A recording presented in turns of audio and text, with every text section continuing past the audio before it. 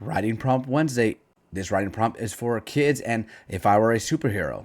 So I want to know, what powers would you have as a superhero and who would your bad guy be?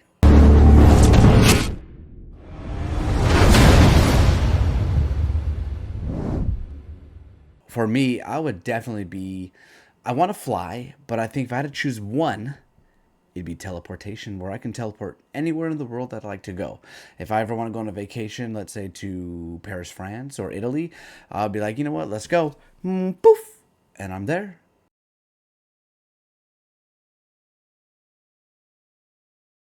And my villain would have to be someone that controls lightning.